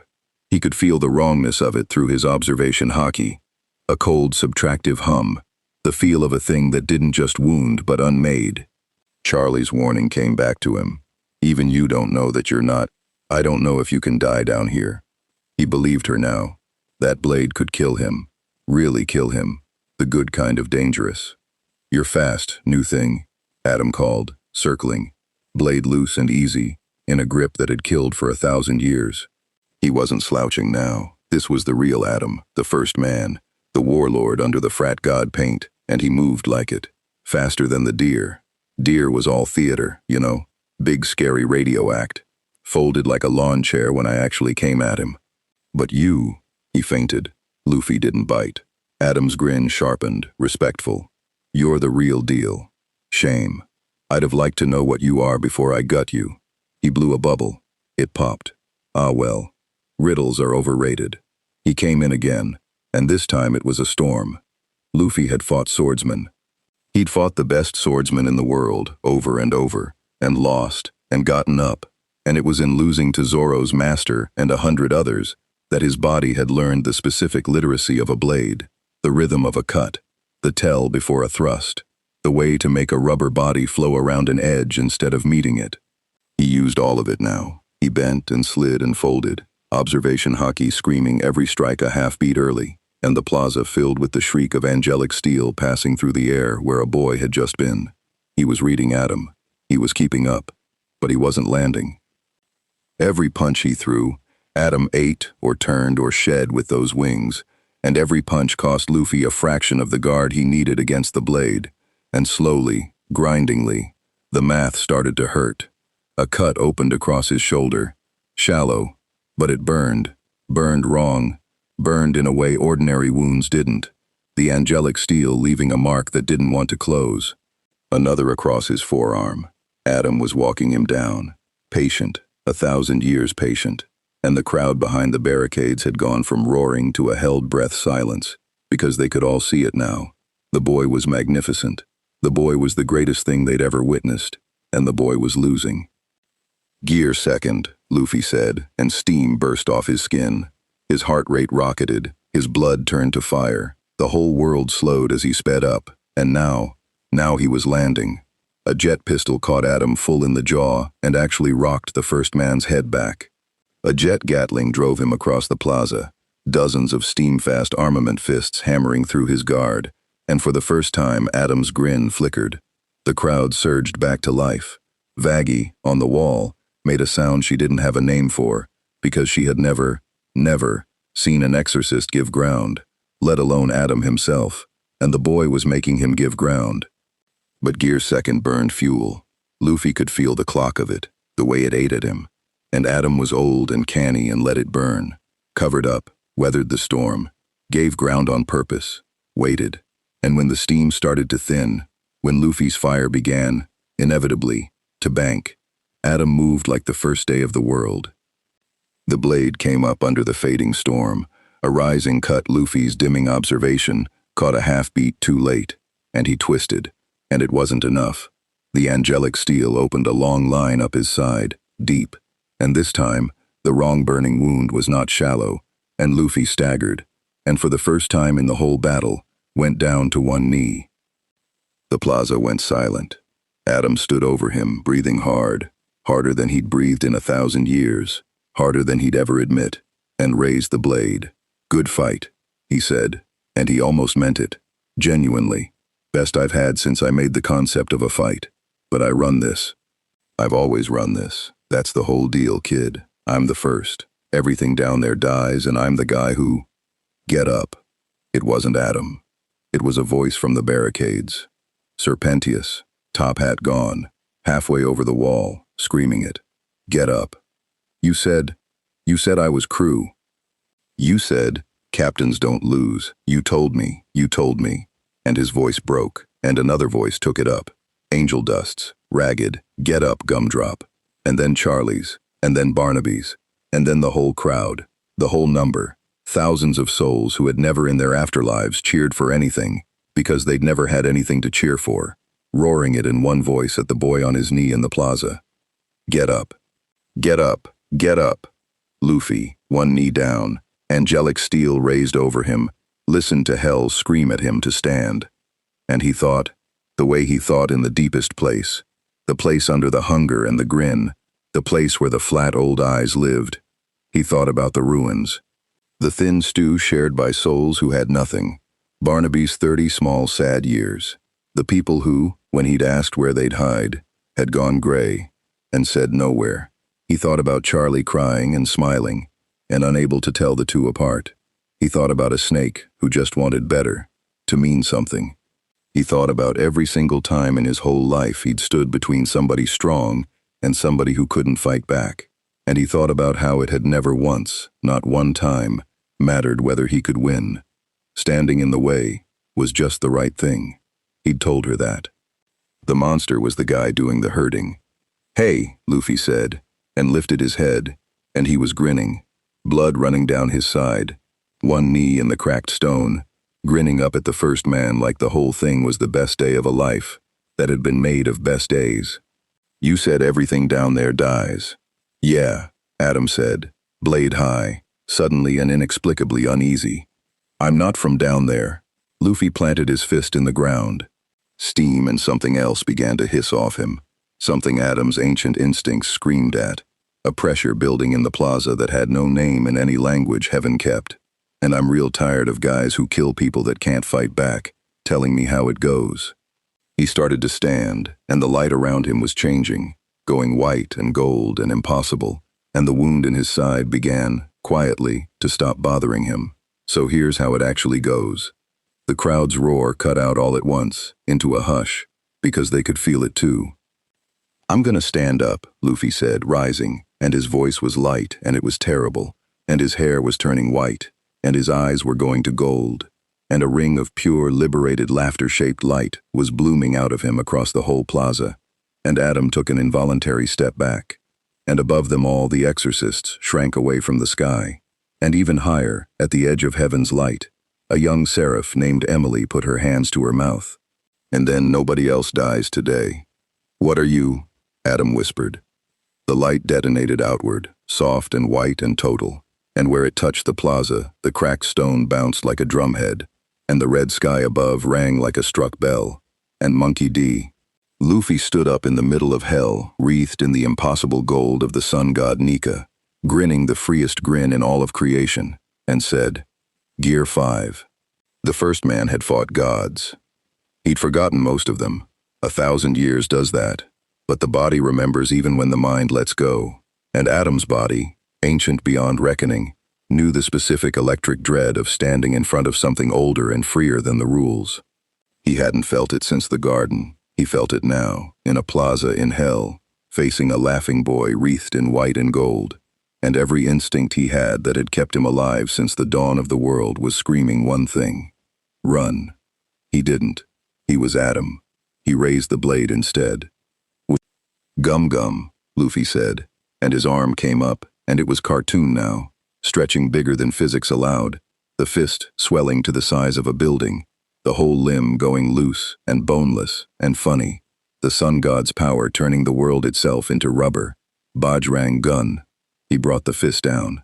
The plaza didn't crater. The plaza bounced. Adam swung the angelic steel up to meet it, the blade that killed anything, the edge that unmade souls, and the enormous white fist simply absorbed the cut, the steel sinking into rubber that had become, in Gear 5, less like flesh, and more like the concept of give. And then the fist landed, and the shockwave went up through the open sky, and rang the vault of heaven like a gong. Adam was driven straight down through the plaza floor, through the street, into the guts of Pentagram City, and came up out of the crater with his blade still miraculously in hand, and one wing bent, and his sunglasses gone, and, for the first time in 1,000 years, blood in his mouth. "Okay," Adam rasped, and his voice had lost all its swagger. "Okay, new plan. Loot, loot, wave everybody in. All of 'em. We bury this thing under the hole." The exorcists dove. All of them, the entire army, the hundreds, loot leading, mask cold, blade out, poured down out of the sky in a killing flood, aimed not at the crowd anymore but at the single laughing figure in the plaza, because the extermination had stopped being a harvest and become the one thing heaven could not allow to exist, a fight it was losing. And Luffy laughed and made the whole world play. This was Gear 5, and Gear 5 did not fight the way things fought. It fought the way a cartoon fought, the way freedom itself would fight if freedom had fists. The plaza floor turned to rubber under the diving angels and flung them back up.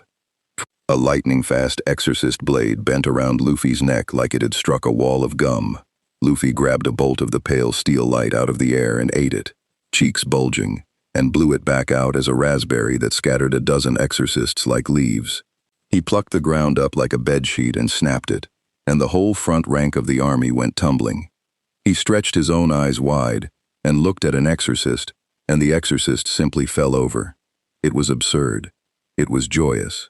It was the single most terrifying thing the angels had ever seen, because you cannot fight a thing that has stopped taking the rules of reality seriously, and the exorcists ran entirely on rules, on the rule that they killed and sinners died, on the rule that heaven won, on the rule that the strong owned the weak and the sky owned the ground. Luffy broke the rules the way he broke everything, cheerfully, completely, without malice and without mercy for the system, only for the people caught in it, because he still wasn't killing them. That was the thing Vaggie saw, from the wall, weeping openly now, that even wreathed in the power of a god, even with an army trying to unmake him, the boy was still just knocking them back, flinging them skyward, bouncing them off rubber streets, sending them home. Charlie had said no dying if you can help it. And in Gear 5, Luffy could help it. Could help everything. And so the most powerful being ever to walk through an extermination used that power to make sure that on this one night, in this one plaza, the harvest brought home nothing. Loot broke. Not her body, her belief. She'd given her whole existence to the extermination, to the mask, to the cold certainty that this was order, that this was how creation ran, and she watched it come apart in an afternoon, and something in her cracked straight through. She flew at Luffy screaming, blade first, all her grief and rage and shattering faith behind a single killing thrust. Luffy caught the blade between two fingers.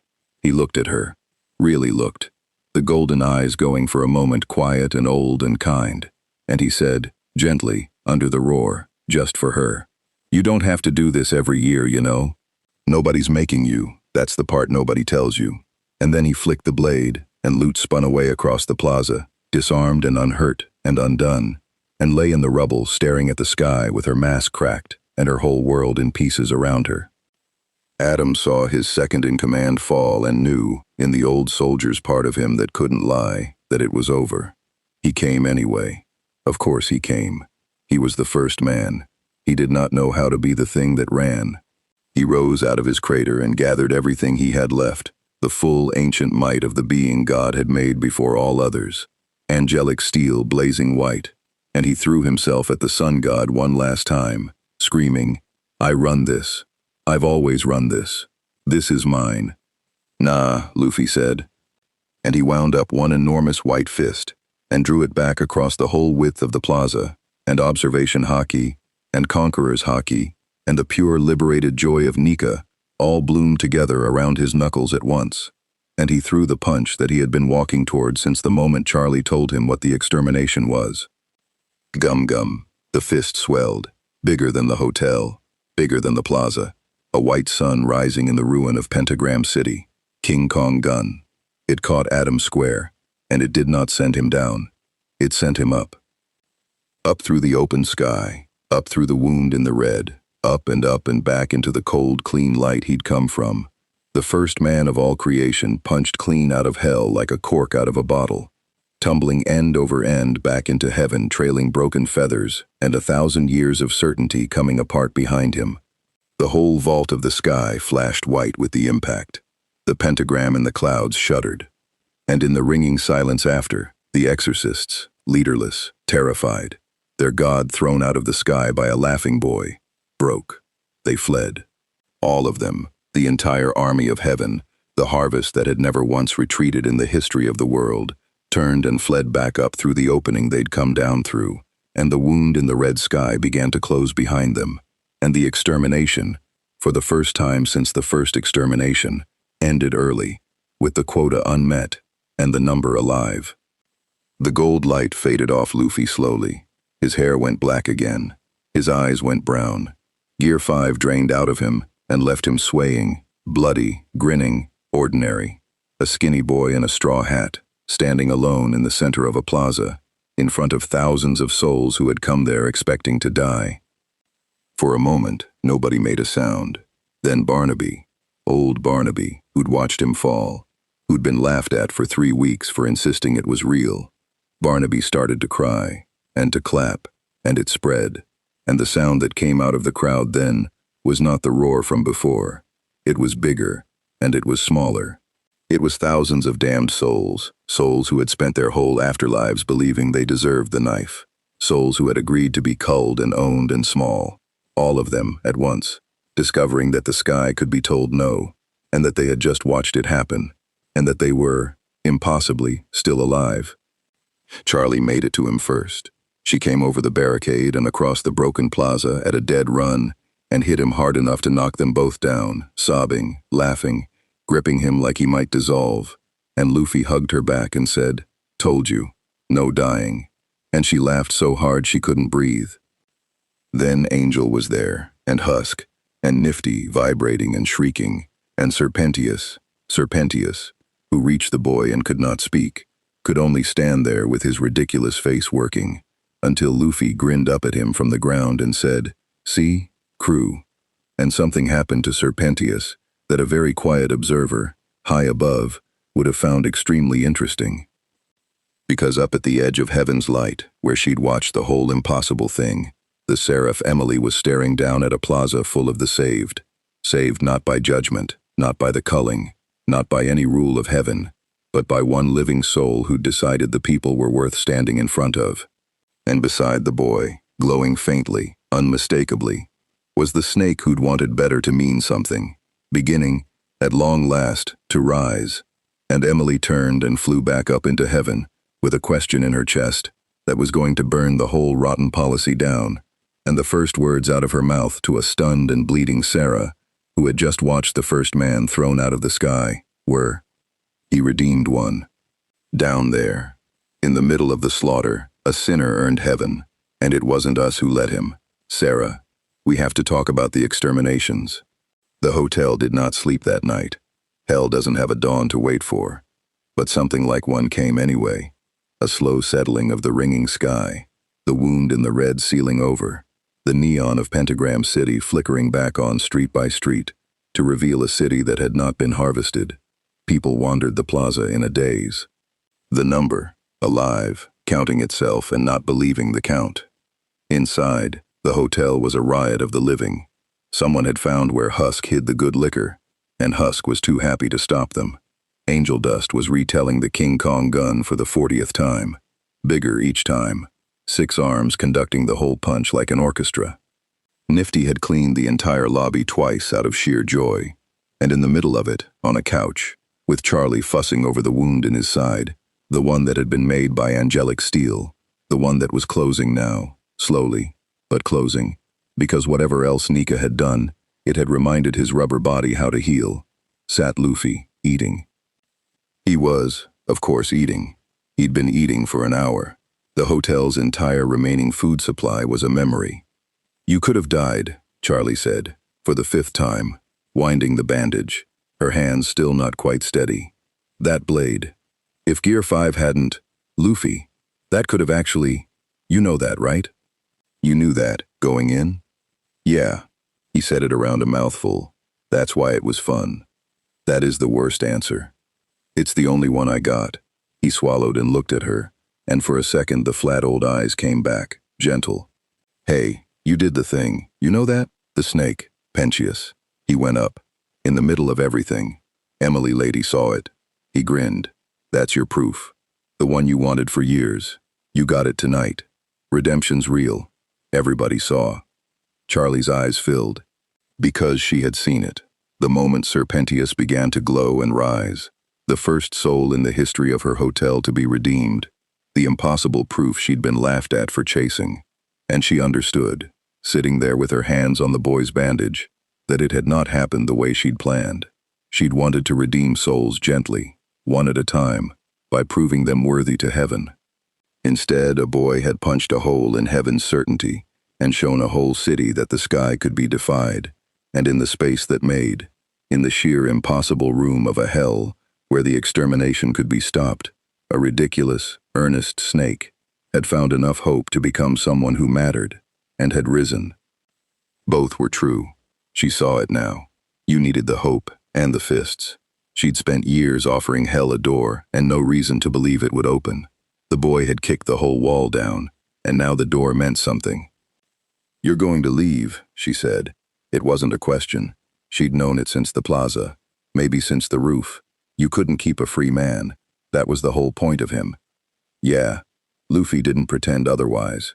This was a cool island. Best snacks. But I got a crew waiting, and an ocean, and I'm still gonna be king of the pirates, Charlie finished, and laughed, wet. "I know. I finally believe you, actually. After tonight, I'd believe you if you said you were going to be king of everything." "Nah." Luffy stretched, winced, grinned. "Just the pirates. King of everything sounds like a lot of paperwork." Alastor found him at the door, near what passed for morning. The radio demon had been strange all night, present, grinning, saying little, watching the boy with an expression no one could read. He'd never said whose side he was on. He'd seeded the rumor that filled the hotel with refugees. He'd told Charlie the boy couldn't win. He'd done both, and meant both, and that was Alastor. Now he stood in the doorway with his static humming low, and for once the grin looked almost thoughtful. "You're the first thing in a very long time," Alastor said, "that I couldn't own, couldn't predict, and couldn't look away from. Do you know I actually don't know how I feel about you? Me? I always know how I feel." The grin tilted. "It's marvelous, actually. Deeply annoying. You've made hell interesting again, boy, and I'd started to think that was impossible. You're a weird radio guy," Luffy said, "but you told everybody where to run. When the sky opened, that was you."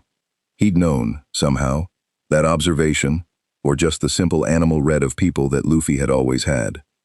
"So you're all right, under the creepy." For a moment, just a moment, the static went quiet, and something almost human flickered behind the radio demon's monocle. "Don't tell anyone," Alastor said. "I'm leaving anyway. Who'm I gonna tell?" Luffy stuck out his hand. No deal in it this time, no magic, just a hand. "See ya, radio guy." Alastor looked at the offered hand. The last time he'd taken it, his own power had recoiled into him and shown him, for the first time in a century, something he couldn't have. He remembered the shock of it, the wariness, the thing with no door. He shook it anyway, firmly. No green fire, just a handshake. "Do try not to die out there, King of the Pirates," Alastor said. "The universe is so much less dull with you loose in it."